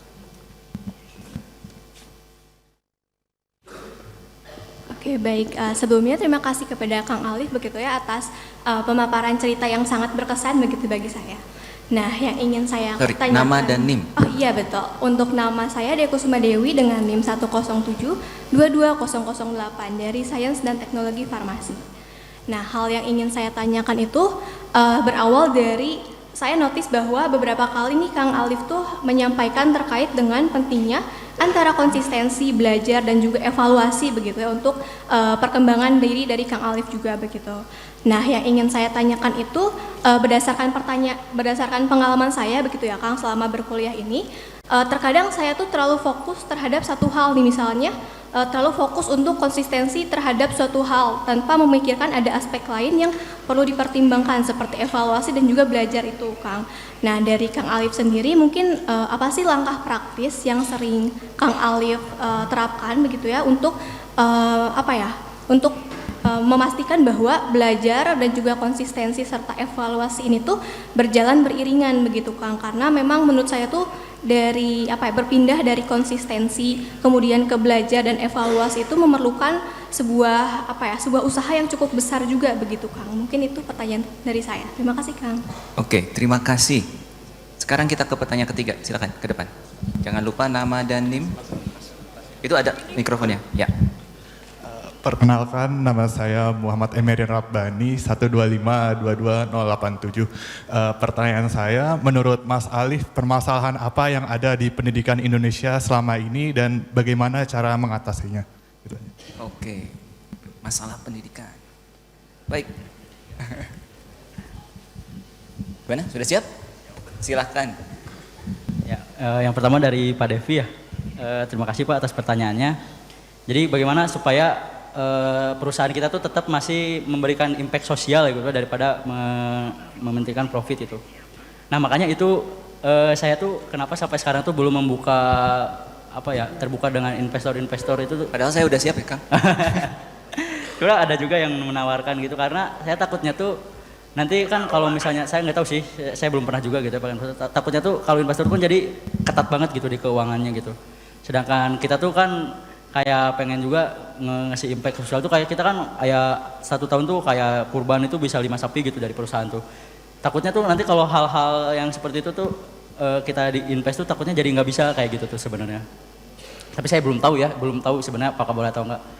Awalnya itu sih jadi biar perusahaannya terus betul-betul ya karena saya tuh mikirnya gini aja sih Pak, waktu itu tuh kan ada zakat penghasilan gitu ya. Dari perusahaan itu harus ada zakat itu. Nah, zakatnya itu tuh waktu awal-awal tuh kita selalu kasihkan ke orang-orang gitu ya, ke lembaga mana. Nah, waktu itu ya makanya kita kepikirannya tuh daripada dikasihkan ke orang, kenapa nggak kita bikin lembaga sendiri gitu, bikin yayasan itu sendiri gitu. Jadi waktu itu ya kita bikin yayasannya sendiri, kita kasih uangnya CSR-nya tuh ke yayasan kita gitu. Sehingga yayasan kita yang nantinya memberikan dampak gitu. Kita bikin program affiliate, bikin program KRB, Kampung Ramadan Bunut. Dan program bagi-bagi beras setiap hari Jumat gitu, program ya banyak lah program-program yang ada di DKM itu yang dibiayai oleh itu. Jadi ya itu sih mungkin gimana biar perusahaan ini terus memberikan social impact ya itu gimana dari ownernya sendiri sebenarnya ya.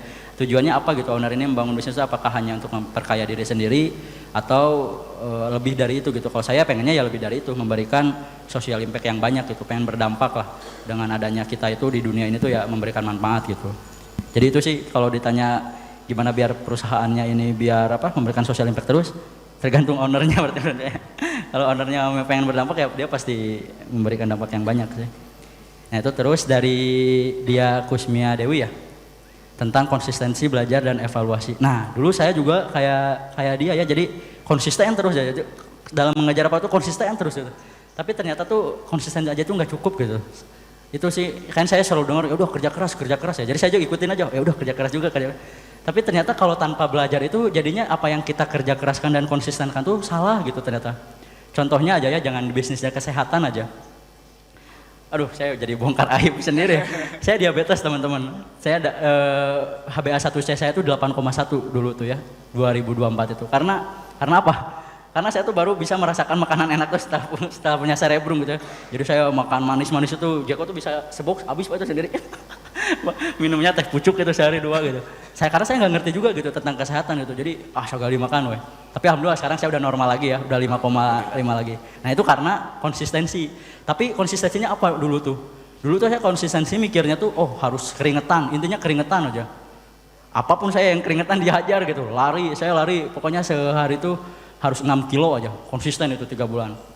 Terus gitu olahraga aja yang banyak ya. Nah tapi ternyata ketika dikonsistenku tuh hasilnya kok nggak berubah gitu ya, nggak ada yang salah ini. Padahal saya udah konsistennya, udah benar-benar konsisten. Saya tuh kalau disuruh konsisten dan ekstrim saya bisa gitu ya. Makanya waktu itu tuh kok ini nggak jalan-jalan gitu ya. Pas saya belajar lagi tuh, belajar ke Aderai gitu ya. Salah satunya di YouTube Aderai, kan tinggal belajar aja ya, banyak sekarang sumber belajar. Ketika itu mentok ya, kenapa nggak berubah-berubah, saya belajar. Ternyata tuh yang bisa menyembuhkan diabetes tuh kita harus bangun otot. Karena ototlah yang makan gula. Kalau lari kan justru, lari itu apa?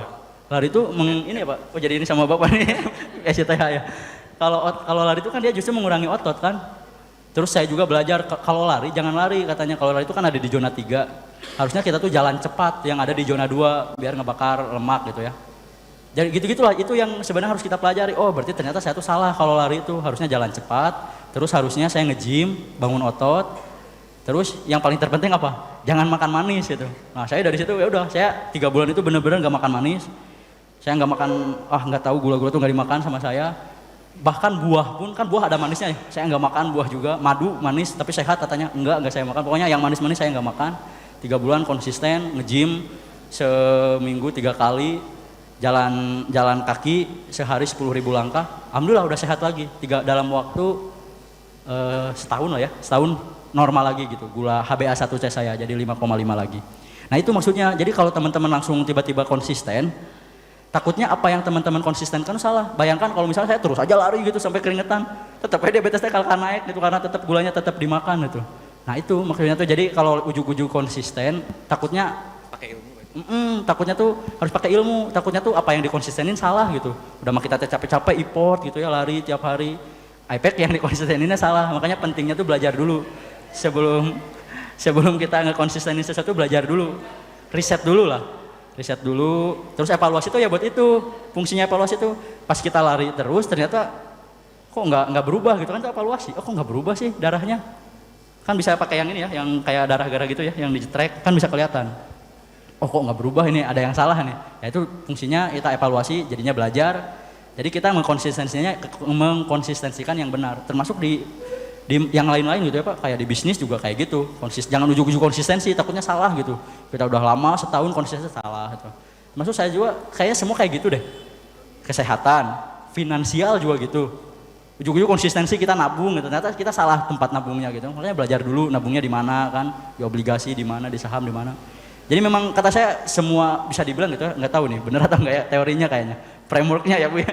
Frameworknya tuh kayaknya semua kehidupan ini tuh kalau pengen sukses, kita tuh belajar, evaluasi sama konsistensi.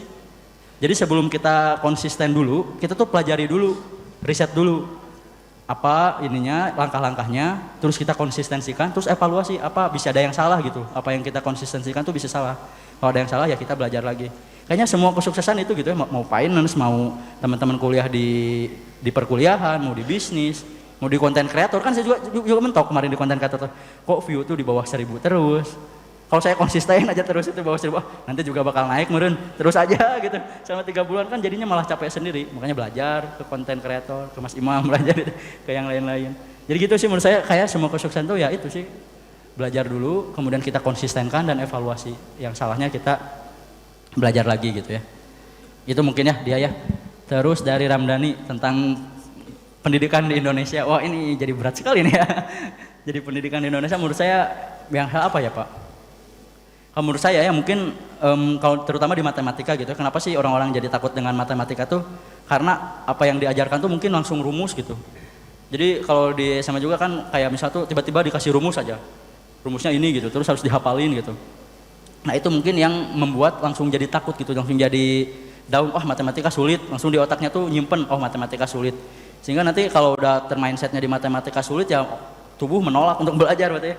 Ya udah karena sulit, udah mindsetnya udah sulit nggak mau belajar gitu. Jadi menurut saya sih harusnya terutama dalam matematika gitu ya, karena saya di bidang itu, yang paling penting itu ya kita harus jangan ujuk-ujuk rumus gitu ya.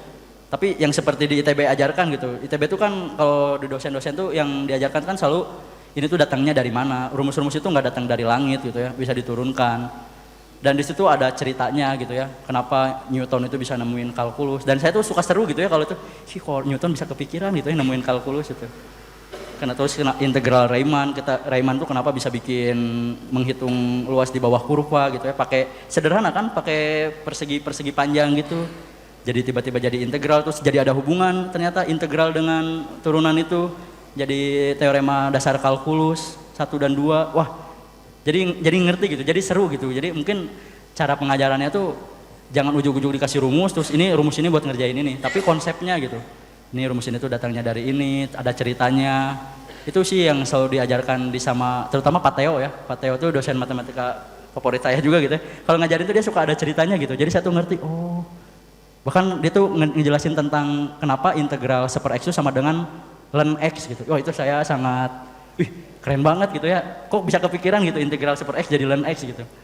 Jadi ya kayak gitu sih, jadi kalau misalnya pengajarannya itu ada ceritanya, rumusnya itu dijelaskan nggak ujuk-ujuk dari langit, pasti bakal seru sih kalau menurut saya gitu ya. Jadi kayak belajar sejarah juga gitu. Mungkin itu ya kalau untuk matematikanya ya. Iya, segitu Pak. Baik, terus terang tadi apa yang dia ceritain tentang rumus-rumus itu saya nggak ngerti juga ya. Saya dari SITH, dari mikrobiologi. Tapi ketika saya S3, ini sorry ya cerita dikit. Ketika saya S3, saya baru tahu ternyata biologi itu bisa diterangkan oleh kimia, fisika, dan bahkan matematik gitu ya. Jadi, dan saya nyadarnya telat ketika saya udah S3. Kalau saya dikasih kesempatan, penyesalan saya, salah satu penyesalan saya terdalam adalah belajar yang betul waktu kalian S1 gitu ya. Jadi, tolong ini sementara kalau sekarang belum tahu bahwa ini fungsinya apa, ya ditelan aja dulu, tapi mudah-mudahan di masa yang akan datang bisa tercerahkan, ternyata ini ada manfaatnya, karena semua itu pasti ada manfaatnya, gitu ya teman-teman. Nah, ini karena Kang Alif ini sebentar lagi harus ke Jakarta ya. Iya, Pak. Jadi mohon maaf untuk pertanyaan, kita tutup sesinya sampai ini. Saya ucapkan banyak terima kasih ke Kang Alif. Terima kasih juga, Semoga tadi usahanya semakin maju. Amin ya Allah. Dan salah satu yang saya selalu ingat ya, ketika kita menjadi pintu rejeki untuk keluarga, jadi kita ngasih, ada staff gitu, uang yang kita kasih ke orang itu akan dinikmati oleh anaknya dan istrinya. Itu pahalanya sangat besar teman-teman. Ya, itu pahalanya sangat besar. Kita akan sangat berdampak, dampaknya itu lipat 2, mungkin integral kalinya, integral gitu ke satu orang, terus nanti ke anak-anaknya gitu ya. Gitu ya. Jadi mudah-mudahan apa yang tadi sudah dilaksanakan, dikerjakan oleh Kang Alif semakin besar dan semakin berdampak. Amin, amin. Teman-teman di sini juga mendapatkan ilmunya dan kemudian mencontoh supaya berdampak juga dengan caranya masing-masing. Ya, teman-teman adalah modal bangsa ini untuk keluar dari zona apa kita sekarang? Negara berkembang. Negara berkembang, middle income country. Tanpa teman-teman semua, kalau teman-teman nggak bergerak dan ngegaskan ide-idenya, kita nggak akan keluar. Gitu. Sekali lagi kita kasih aplaus buat Kang Alif. Terima kasih. Saya kembalikan lagi kepada Bapak Alif Hijriah, kami mohon untuk tetap di tempat. Selanjutnya, kami mengundang Direktur Kealumnian dan Pengembangan Karir ITB untuk memberikan piagam penghargaan kepada Bapak Alif Hijriah. Kepada Profesor Sophie Damayanti, kami silakan.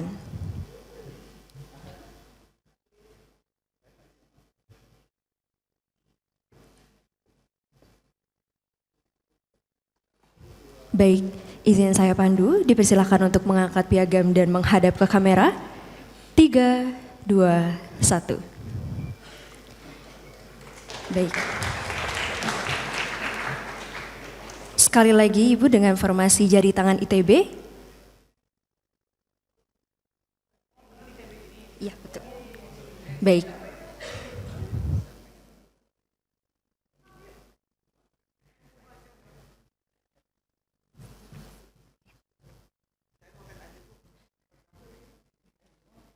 Baik, silakan untuk menghadap ke kamera. Sudah siap? 3, 2, 1. 3, 2, 1. Baik, terima kasih. Selanjutnya disilahkan untuk menempati posisi di depan panggung untuk berfoto bersama dengan rekan-rekan mahasiswa. Untuk rekan-rekan mahasiswa disilahkan untuk berdiri dan merapat ke bagian tengah. Sekali lagi, untuk rekan-rekan mahasiswa disilahkan untuk berdiri dan merapat ke bagian tengah agar seluruh mahasiswa dapat terlihat lebih jelas.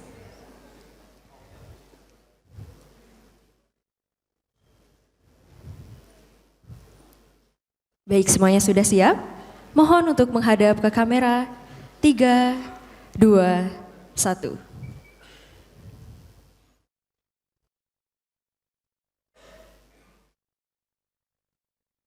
Oke, baik, terima kasih. Hadirin, dengan demikian Studium Generale pada hari ini telah selesai. Kami informasikan kepada seluruh mahasiswa untuk mengisi presensi dengan memindai kode QR yang tertera pada layar. Terima kasih atas perhatian hadirin pada acara hari ini. Selamat siang. Wassalamualaikum warahmatullahi wabarakatuh.